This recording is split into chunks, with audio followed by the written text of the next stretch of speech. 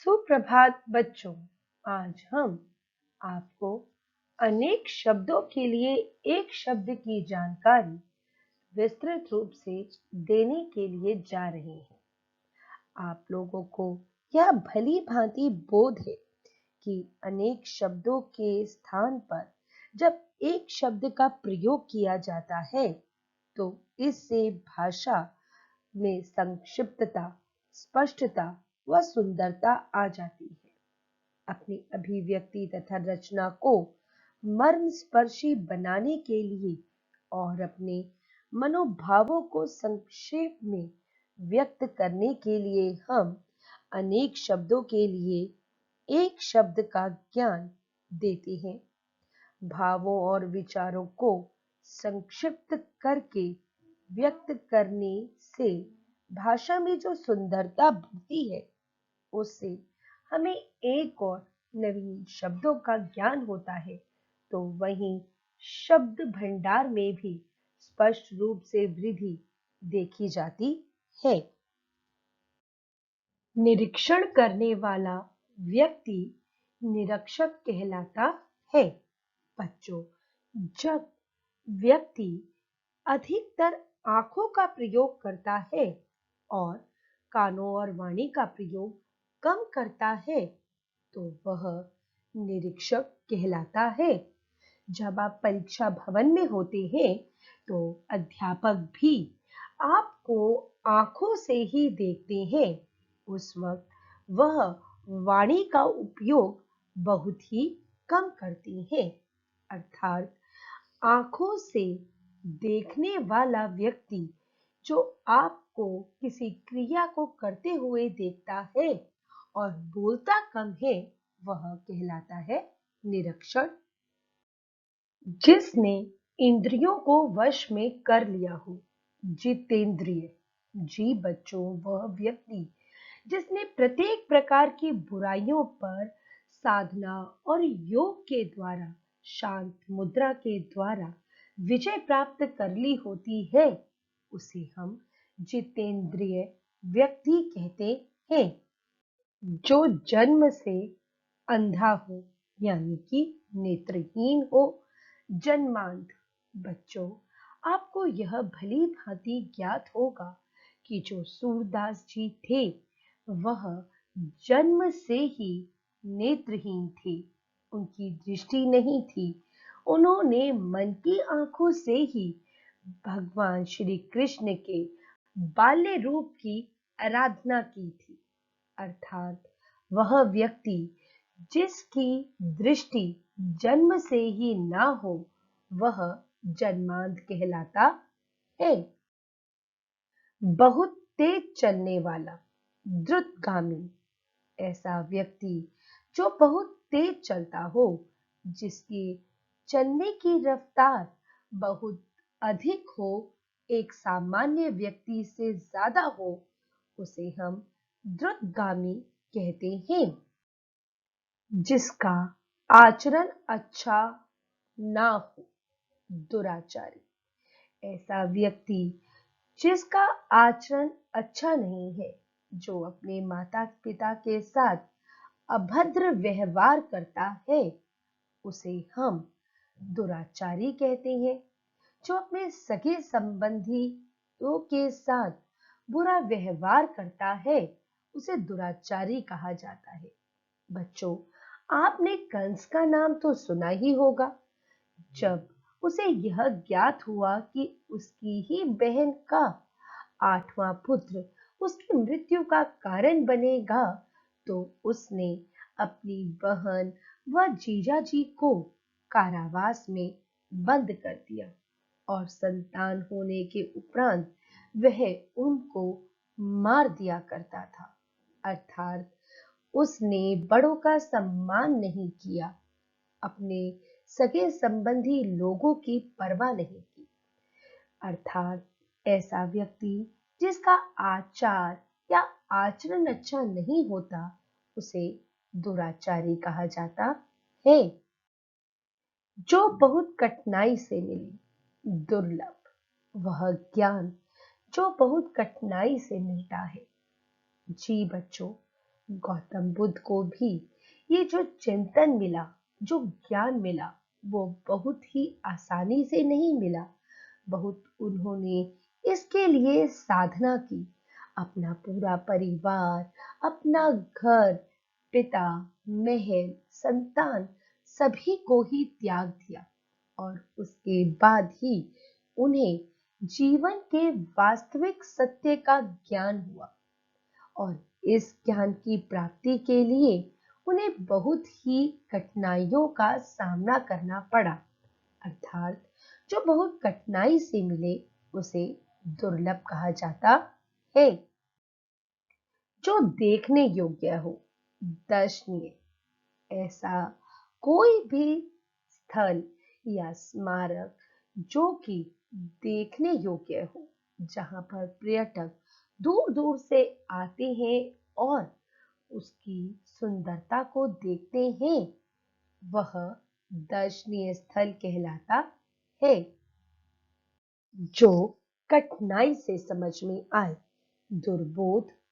जी बच्चों, हम ये भली भांति जानते हैं कि भौतिकी, जिसे आप अंग्रेजी में फिजिक्स कहते हैं, यह एक ऐसा विषय है जो बड़ी ही कठिनाई से समझ में आता है। इसके लिए निरंतर अभ्यास करना होता है और जो विद्यार्थी इसका अभ्यास निरंतर नहीं करते हैं, वह उसे समझ में नहीं आता। अर्थात ऐसा विषय जो कि कठिनाई से समझ में आए, उसे दुर्बोध कहा जाता है। जो किसी का पक्ष ना ले, निष्पक्ष।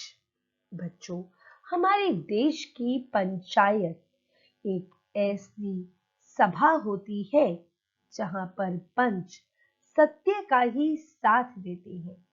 उनके लिए अपना पराया, छोटा बड़ा कोई भी महत्व नहीं रखता। वह निष्पक्ष, यानी कि किसी भी व्यक्ति का पक्ष ना लेकर सही सही निर्णय करते हैं। और यही कारण है कि गांव में आज भी ग्राम पंचायत है, आगे की सोचने वाला, दूरदर्शी। वह व्यक्ति जो घटनाओं को घटते हुए क्रम से देखकर यह जान ले कि भविष्य में क्या घटित होने वाला है, उसे दूरदर्शी कहा जाता है। यदि अगर दूरदर्शिता की बात की जाए तो चाणक्य जैसी बुद्धि किसी के भी पास नहीं थी। बच्चों, वो एक ऐसे दूरदर्शी थे जो व्यक्ति की बोलचाल से ही आभास लगा लिया करते थे कि भविष्य में वह किस तरह के कार्य कर सकता है। अर्थात आगे की सोचने वाला व्यक्ति दूरदर्शी कहलाता है। जिसे करना कठिन हो, दुष्कर। बच्चों, यह चित्र अरुणिमा सिन्हा का है। यह एक विकलांग महिला थी। एक हादसे में इनके पैर जो थे वो काटने पड़े थे, लेकिन इन्होंने हार नहीं मानी और यह विकलांग होते हुए भी एवरेस्ट की ऊंची दुर्गम चोटियों पर चढ़ गई थी।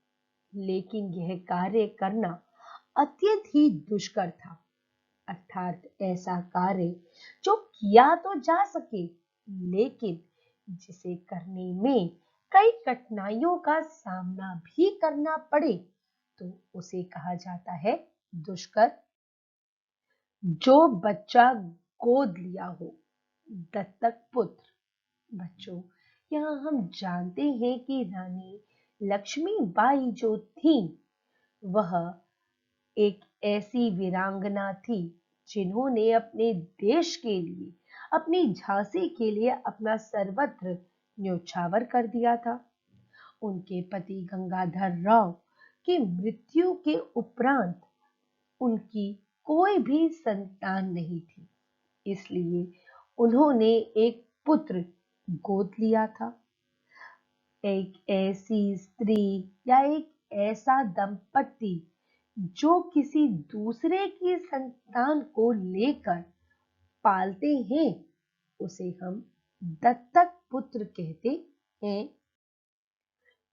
जिसके मन में ममता ना हो, निर्मम। बच्चों, हमारे देश में ऐसे बहुत से प्राणी हैं जिनके मन में कोई भी ममता नहीं है। इस चित्र से ही आभास हो रहा है कि इस स्त्री के मन में भी ममता का कोई भाव नहीं है। बच्चों, ऐसे लोग हमें अपने घरों के आसपास भी देखने को मिलते हैं, जो कम आयु के बच्चों से दिन रात कार्य करवाते हैं और उन्हें वेतन भी पूर्ण नहीं देते। उन बच्चों का मानसिक और शारीरिक विकास नहीं करने देते। अर्थात ऐसा व्यक्ति जिसमें ममता का भाव ना हो, वह निर्मम कहलाता है। जो सरलता से प्राप्त हो, सुलभ। बच्चों, हमारे माता पिता का प्यार शायद वो आशीर्वाद है, वो एक फल है जो हमें बड़ी ही सरलता से प्राप्त हो जाता है। अर्थात एक ऐसा भाव जो व्यक्ति को आसानी से मिल जाता है, उसे सुलभ कहा जाता है। जो ईश्वर में विश्वास ना रखता हो, नास्तिक। बच्चों, ऐसा व्यक्ति जो ईश्वर के अस्तित्व में विश्वास नहीं रखता, जो पूजा पाठ नहीं करता, जो भगवान में बिल्कुल भी रुचि नहीं रखता, वह नास्तिक कहलाता है। बच्चों, हिरण्यकश्यप इसका एक साक्षात उदाहरण था, जो कि ईश्वर में बिल्कुल भी विश्वास नहीं रखता था। जो नया नया आया हो, नवागंतुक, एक ऐसा जीव जो इस संसार में नया आया हो, एक ऐसा विद्यार्थी जो अपने विद्यालय में अभी पहली बार जिसने प्रवेश किया हो, या फिर आप भी जब कॉलेज में या फिर विश्वविद्यालय में शिक्षा प्राप्त करने के लिए जब जाएंगे, तब जब आप पहली बार उस विद्यालय में या उस महाविद्यालय में प्रवेश करेंगे, तब आप भी वहां के लिए नवागंतुक होंगे। अर्थात किसी भी स्थान पर जब कोई पहली बार व्यक्ति या जीव आता है, तो उसे नवागंतुक कहा जाता है।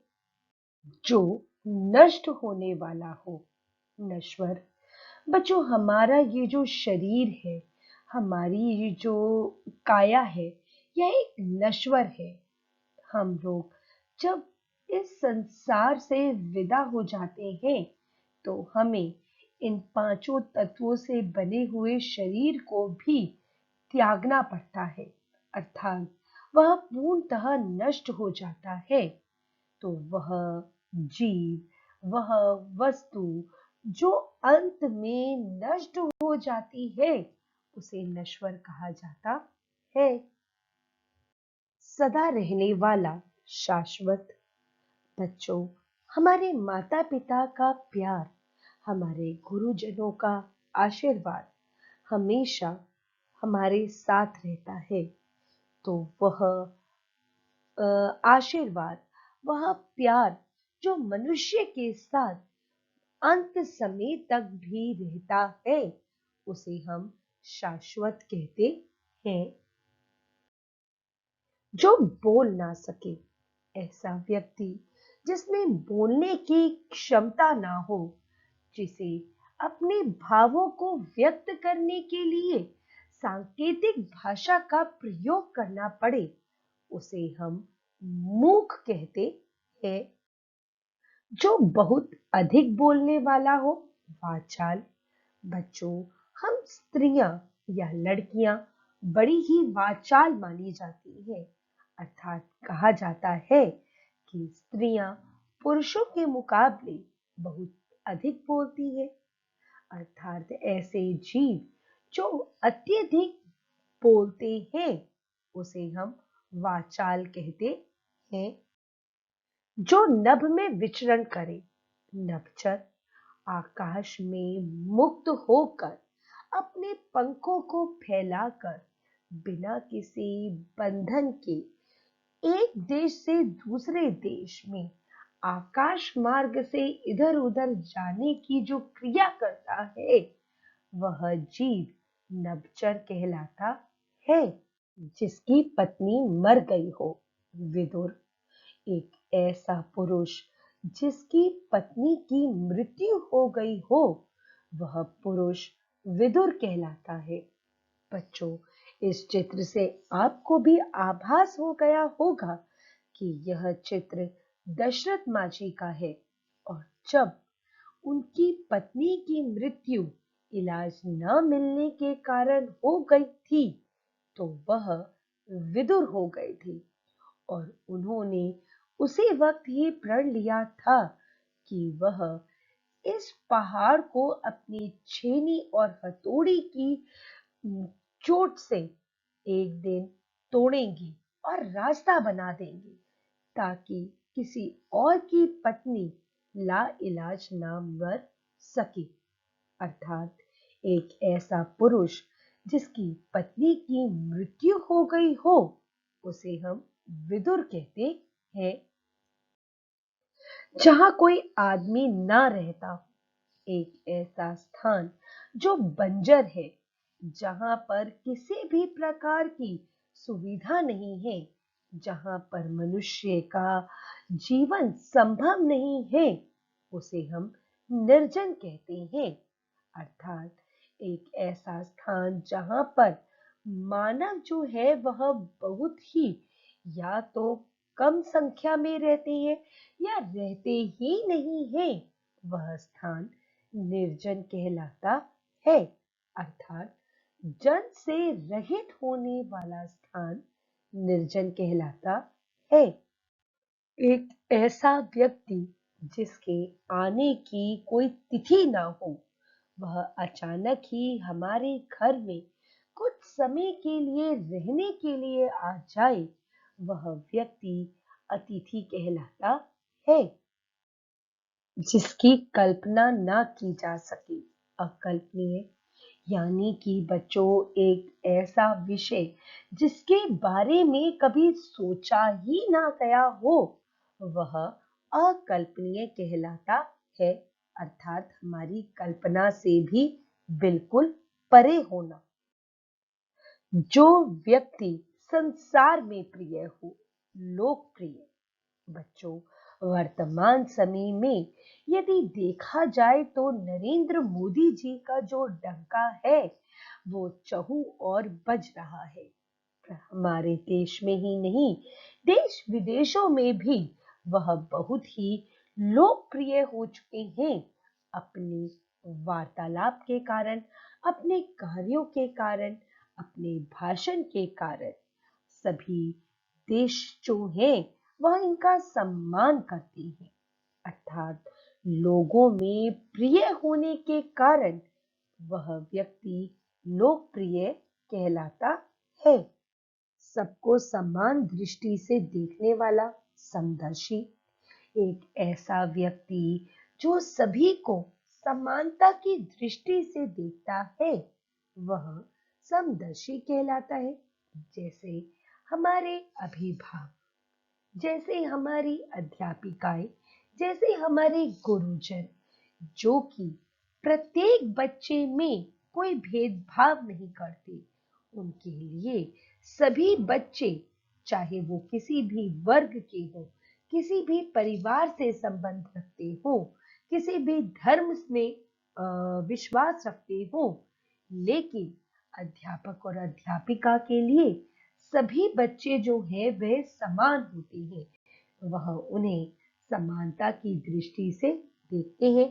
अर्थात सबको समान दृष्टि से देखने वाला व्यक्ति समदर्शी कहलाता है। ऐसा व्यक्ति जो शिव का भक्त हो, यानी कि भगवान शिव की उपासना करता हो, दिन रात शिव की पूजा करता हो, वह शैशव कहलाता है। और बच्चों, आपको इस बात का भी बोध होगा कि रावण एक शैशव था, यानी कि वह प्रभु शिव का सच्चा भक्त था। एक ऐसा व्यक्ति जो भगवान विष्णु की उपासना करता हो या फिर वो विष्णु का भक्त हो, वह वैष्णव कहलाता है। आप लोगों ने प्रहलाद का नाम तो सुना ही होगा। प्रहलाद विष्णु भक्त थे, जिन्होंने अपने पिता की आज्ञा को नहीं माना और हर एक प्रकार का कष्ट झेला। लेकिन प्रभु विष्णु की कृपा से उन्हें परम मोक्ष प्राप्त हुआ। अर्थात वह व्यक्ति जो भगवान विष्णु का भक्त है, वह वैष्णव कहलाता है। समान आयु का समवयस्क। बच्चों, एक ऐसा व्यक्ति जो कि आप ही की आयु के बराबर है, यानी कि इस वक्त यदि आप लोग 13 या 12 वर्ष के हैं, तो दूसरा व्यक्ति भी इसी आयु का हो, तो वह कहलाता है समवयस्क, अर्थात समान आयु का वाला व्यक्ति जो अपने पांव पर खड़ा हो, स्वावलंबी। बच्चों, इस शब्द का अर्थ यह नहीं कि जो कि चलने की क्षमता रखता हो। इसका अर्थ यह है कि जो जीविका को अर्जित करने में सक्षम हो, जो मेहनत के द्वारा कुछ पैसा कमाता हो और अपने परिवार का भरण पोषण करता हो, तो वह कहलाता है स्वावलंबी। बच्चों, मैं आपसे भी यही अपेक्षा रखूंगी कि जब आप बड़े हो जाएंगे तो किसी पर भी निर्भर नहीं रहेंगे। आप स्वयं अपनी जीविका को अर्जित करेंगे। अर्थात ऐसा व्यक्ति जो कि अपने पैरों पर खड़ा है, जो अपनी जीविका का अर्जन कर रहा है, वह कहलाता है स्वावलंबी। जो शरण में आया हो, शरणागत। बच्चों, यह चित्र जो है वो गुरु तेग बहादुर जी का है। जब औरंगजेब के कहर से कश्मीरी पंडित इधर उधर भागने लगे थे, तब उस वक्त गुरु तेग बहादुर जी ने उन कश्मीरी पंडितों को अपनी शरण में लिया था, उन्हें आसरा दिया था और ये आश्वासन भी दिया था कि उन्हें वह औरंगजेब के बनाए हुए नियमों से एक दिन जरूर ही मुक्त करवाएंगे। अर्थात ऐसा व्यक्ति जो परेशान है, जो कि आपके पास आकर आपसे शरण यानी कि आपसे एक रक्षा की उम्मीद करता है और वो ये सोचता है कि आप उसकी मदद अवश्य करेंगे, तो वह कहलाता है शरणागत।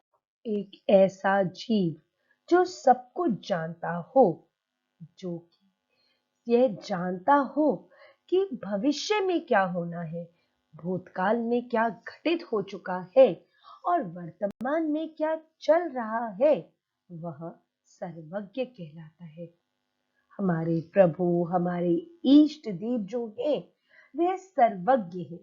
वह जानते हैं कि वर्तमान स्थिति कैसी है और आने वाली स्थिति किस प्रकार की होगी। अर्थात जो सब कुछ जानता हो, वह सर्वज्ञ कहलाता है। जिसमें सहन शक्ति हो, वह सहिष्णु या फिर सहनशील कहलाता है।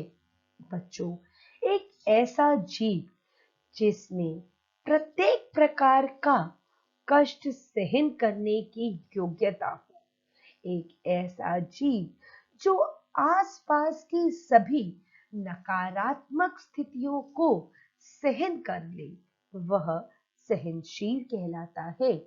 बच्चों, आपको यह पता ही होगा कि हमारी माँ में यह गुण भली प्रकार से देखा जा सकता है क्योंकि वह आसपास के सभी कष्टों को, चाहे अपने परिवार के हो, अपनी संतान के हो, अपने घर में मिलने वाला कोई भी कष्ट हो, वह उन सभी कष्टों को आसानी से सहन कर लेती है। अर्थात वह जीव जिसमें सहन करने की शक्ति हो, उसे सहनशील कहते हैं। जिसके प्रति संदेह हो, संदिग्ध। बच्चों, ऐसा जीव जिसके प्रति हमारे मन में शक हो कि यह शायद कुछ गलत कार्य कर सकता है या कोई अनैतिक कार्य कर सकता है, तो वह कहलाता है संदिग्ध। पत्र पत्रिकाओं में सूचना या समाचार देने वाला संवाददाता। बच्चों, आज के वर्तमान समय में संवाददाता की भूमिका बहुत गहन है, क्योंकि यह वही व्यक्ति होते हैं जो हमारे समाज में घटित घटनाओं को, हमारे देश में घटित घटनाओं को एक सूत्र में पिरोकर आम जनता तक पहुंचाते हैं। इनकी जिम्मेदारी वर्तमान युग में बहुत अधिक हो गई है। जो देश की खबरों को पढ़ता है, जो पत्र पत्रिकाओं में सूचना देता है, उसे हम संवाददाता कहते हैं। जिसके मन में दया ना हो, वह निर्दयी कहलाता है। ऐसा जीव या एक ऐसा व्यक्ति जो कि दूसरे व्यक्ति के प्रति कोई सहानुभूति नहीं रखता, प्रेम नहीं रखता, दया नहीं रखता, वह हमेशा क्रूर और कठोर व्यवहार करता है, उसे निर्दयी कहा जाता है। बच्चों, मुझे पूर्ण विश्वास है कि आपको अनेक शब्दों के लिए एक शब्द की विस्तृत जानकारी प्राप्त हो गई होगी। आप एक से दो बार जरूर ये दृश्य श्रवण सामग्री को ध्यान पूर्वक सुने व अपनी शंका को लिपिबद्ध करें, ताकि कक्षा में आपकी सभी शंकाओं का निवारण किया जा सके। धन्यवाद।